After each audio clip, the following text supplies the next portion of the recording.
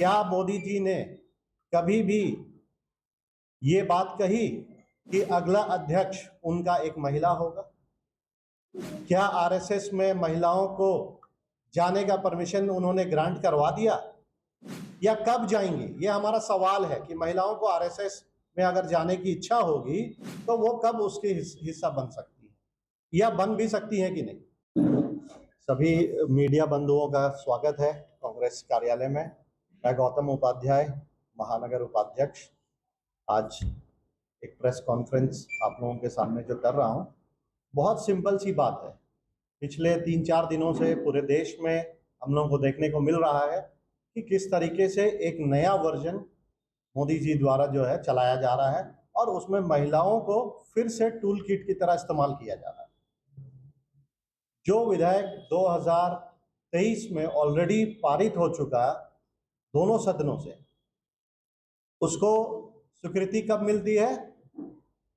2026, 2 दिन पहले, जब ये फिर से उस विधेयक में कुछ अमेंडमेंट्स करना चाहते हैं और जिसकी जानकारी विपक्ष को बिल्कुल भी नहीं होती है, ना ही उनके लोगों को होती है। तो वो करना क्या चाहते हैं, करते क्या है, ये वो खुद नहीं जानते।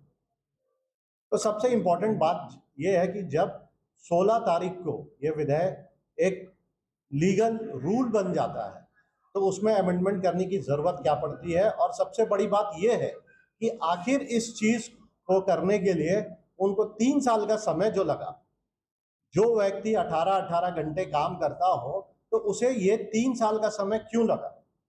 क्या वो महिलाओं के साथ में बेईमानी नहीं है? अगर इसको राजनीति के तौर पर अगर हम लोग देखते हैं तो महिलाओं को तो उन्होंने ठगने का काम किया, अपने संगठन को ठगने का काम किया।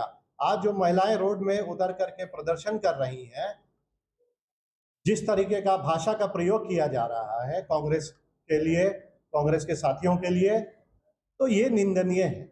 आप अपने आप के अलावा पूरे देश को ठग रहे हैं। और सबसे इंपॉर्टेंट बात, क्या मोदी जी ने कभी भी ये बात कही कि अगला अध्यक्ष उनका एक महिला होगा? क्या आरएसएस में महिलाओं को जाने का परमिशन उन्होंने ग्रांट करवा दिया या कब जाएंगे? ये हमारा सवाल है कि महिलाओं को आरएसएस में अगर जाने की इच्छा होगी तो वो कब उसके हिस्सा बन सकती है या बन भी सकती है कि नहीं।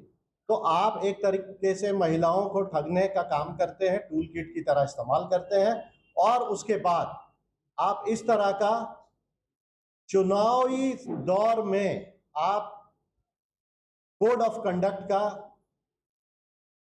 कंडक्ट जो चल रहा है बंगाल चुनाव को लेकर के, केरल चुनाव को लेकर, आप उल्लंघन करते हैं। आप डीडी न्यूज चैनल, जो कि सरकार का चैनल माना जाता है और है भी, आप उस पे आकर के संबोधन करते हैं, जनता को एक मैसेज देते हो। क्या ये उल्लंघन नहीं है? क्या मीडिया इस बात पर सवाल उठाएगा या किसी भी पत्रकार बंधु में ये शक्ति है कि जा करके भाजपाइयों से पूछे कि आखिर मोदी जी इस तरह का काम क्यों करते हैं?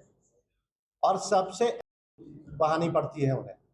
तो ये सारे चीजों को लेकर के हम लोगों ने ये प्रेस कॉन्फ्रेंस रखा है और जनता तक ये मैसेज दिलाना चाहते हैं, खासकर महिलाओं, जिनको हम लोगों ने मान लिया है, एक डेटा तो है नहीं लेकिन मान लिया कि उनकी आबादी 50% हो चुकी है और उनकी भागीदारी भी हर चीज में 50% है। आप देख लीजिए, हमारे साथ भी महिलाएं बैठी हुई हैं प्रेस कॉन्फ्रेंस में, वो भी अपनी बातों को रखेंगी आप लोगों के सामने। तो क्यों, जब अगर 33% ग्रांट हो गया था 2023 में, 2024 के इलेक्शन में क्यों नहीं? 21 से ज्यादा राज्यों में आपकी सरकार है, आपके कितने मुख्यमंत्री हैं?